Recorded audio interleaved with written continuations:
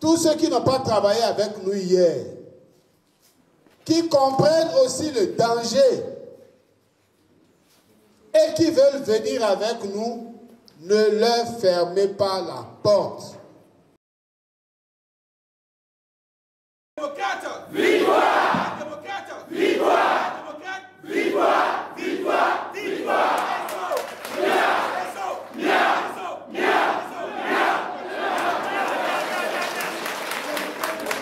Notre démocratie est menacée. Nous avons eu 2019-2023 un parlement monocolore qui a détruit le pays, qui a détruit notre dispositif démocratique, qui a détruit nos libertés. Aujourd'hui, nous ne devons plus jamais permettre cela. Mais la menace est là.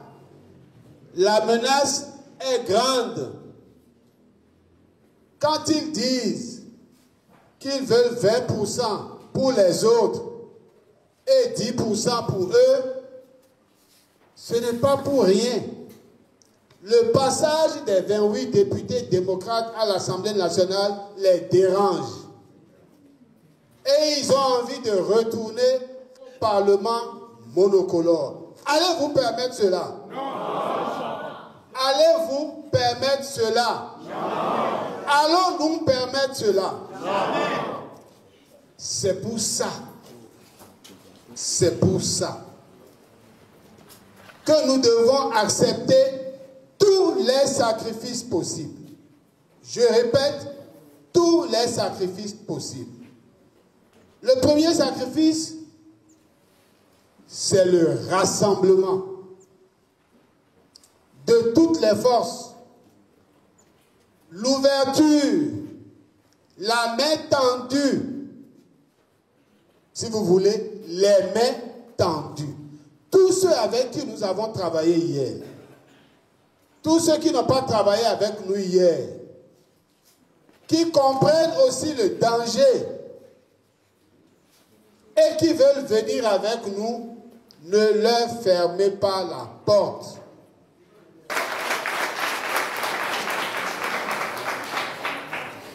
Ça veut dire que nous devons donner la priorité à la réussite collective, au succès collectif, au parti.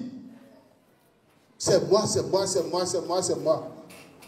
Qui d'entre nous maîtrise le souffle dans 5 minutes? Le souffle de demain? Personne. Regardons notre parti. Pourquoi le parti? Parce que nous voulons faire de ce parti l'instrument qui réhabilite l'homme, qui restaure la démocratie. L'action publique, sa finalité, c'est de faire de l'homme un homme digne. C'est de faire en sorte que l'homme trouve à manger 1 fois, 2 fois, 3 fois par jour. C'est ça le sens de l'action publique. Que nous ayons des encadreurs ruraux qui indiquent aux paysans, voici les bonnes techniques, qui discutent avec les paysans des meilleures techniques qu'ils emploient et qui les aident parfois à les améliorer. Le sens de l'action publique, ce n'est pas d'aller confisquer, d'aller voler le soja que les gens ont produit. Ce n'est pas ça. C'est de les amener à produire davantage. C'est de les amener à trouver des débouchés au juste prix.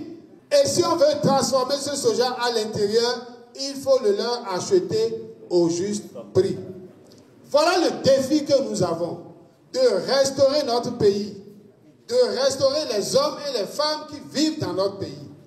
Mais est-ce que nous pouvons restaurer ce défi si nous continuons d'avoir le risque d'un parlement monocolore?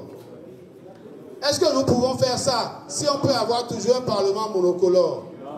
Non. Mais est-ce que nous ne courons pas le risque d'un parlement monocolore si nous refusons de nous parler entre nous, si nous refusons de nous tolérer entre nous, si nous refusons de nous réunir, de discuter, en venant ici aujourd'hui, c'est d'abord pour vous dire rassemblement. Je répète, rassemblement, tolérance, ouverture. Faites adhérer le maximum de gens possible. Deuxièmement, tout ce que nous disons là, malgré toute la souffrance que nous avons, vous trouvez des gens qui disent, il travaille bien, vraiment il fait bien. Comme a dit le père Eric à Guénounon, nous n'allons pas passer notre temps à célébrer la beauté des pierres. Si je gouverne pour le bien de 5% des Béninois et pour le malheur de 95% des Béninois, je n'ai rien fait de bon. Les statistiques mondiales indiquent que le paludisme tue plus de gens au Bénin en 2022, en 2024 qu'en 2015. L'indice de développement humain qui montre que bon, l'homme a eu un minimum de progrès dans sa vie, nous avons baissé. Nous sommes passés de 159e à 166e. Nous sommes parmi les derniers de la planète. Et pourtant, il y a de jolies pierres. Il y a de jolis bâtiments. Mais combien d'entre nous vont dormir dans ces bâtiments?